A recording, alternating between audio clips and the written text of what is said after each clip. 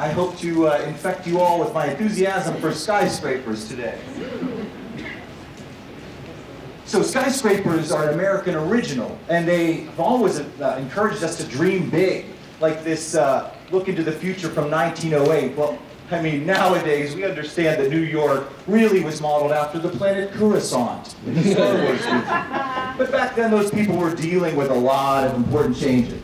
And not just in New York, but here in Pittsburgh. That's the view from Mount Washington in the year 1900, where you can see our two skyscrapers. That's the Park Building and the Carnegie Building. Neither of them are as tall as the belfry of the new courthouse. Fast forward 10 years. I have to highlight them for you to see them. Wow.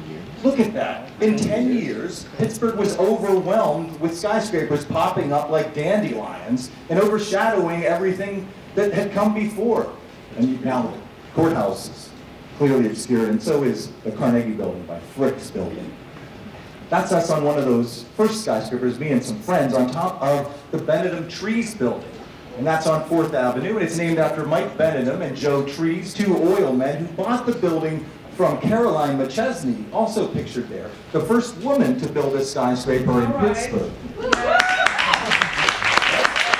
I love going on top of skyscrapers. This weekend I led tours on skyscraper rooftops, and that's us on the Coppers building. And in addition to the vertigo and the views, I love to share the stories of the people who were involved with these skyscrapers, like Heinrich Coppers and Andrew Mellon. I'm kind of obsessive. I even have an antique skyscraper vintage postcard collection, like this one of the U.S. Steel building.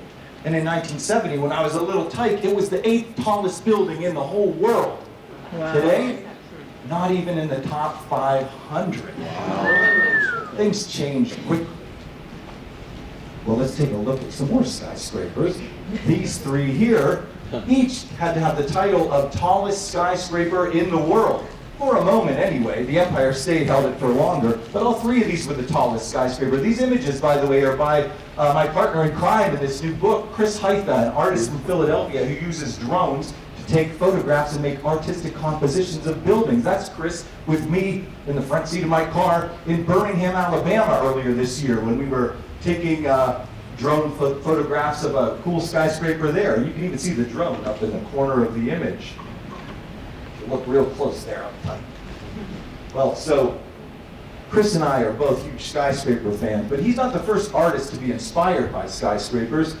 This one by the architect Raymond Hood in the 1920s, the American Radiator Building, actually inspired this artist Georgia O'Keeffe to take a break from flower paintings to paint that skyscraper. And who was Raymond Hood inspired by for that building? Well, by that drawing on the right. That was an entry into the contest by the Chicago Tribune to design the world's most beautiful skyscraper. And Ray Hood won the contest with this drawing on the left, or on the right. But the drawing on the left inspired him to come up with that American radiator design and led the way to Art Deco. Art Deco swept through America.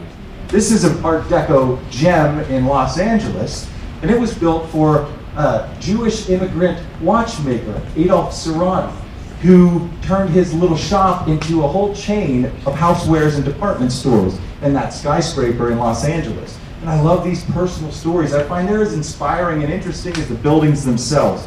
I mean, that's the a monument to Spearmint, the Chicago Wrigley building. And there's another great story. William Wrigley started out selling soap flakes and baking soda until he realized he could make more money selling the stuff he was giving away as a sales promotion, chewing gum.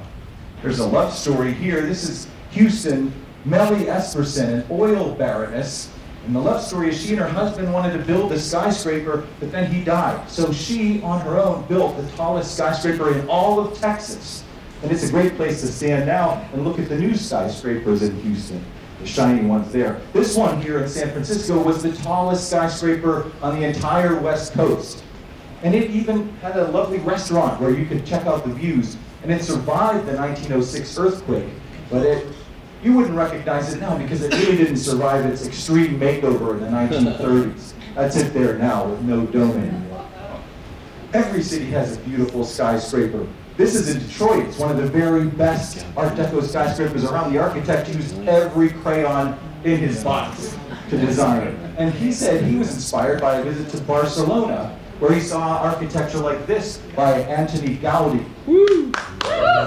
Even tastefully questionable skyscrapers like this one in Minneapolis have their appeal. This is Wilbur Fauché shining his name over the city of Minneapolis, despite the fact that he swindled all his investors, and that's a picture of him with his vice president sharing a cell at Leavenworth. Now, government is responsible for cool skyscrapers too, like, well, we know about Philadelphia City Hall, but how about the Nebraska State Capitol? That work, the artistic work there, both of the sculptor and the muralist got work for their next job at Radio City Music Hall because of this building in Nebraska.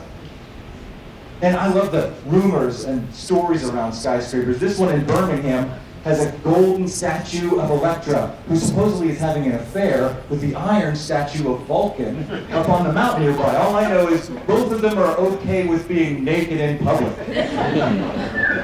All right.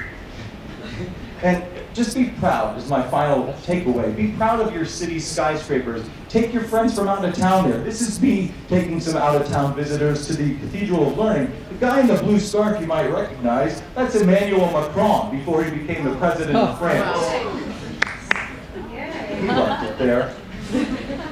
And I just want to say finally that classic skyscrapers appeal to all audiences, young and old. That's me and Chris in the Williamsburg Savings Bank. And I've seen Chris's art on Instagram get 250,000 likes. And also, in case you watched Across the Spider-Verse this year, you'll know it's Spider-Man's favorite antique skyscraper too. Nice.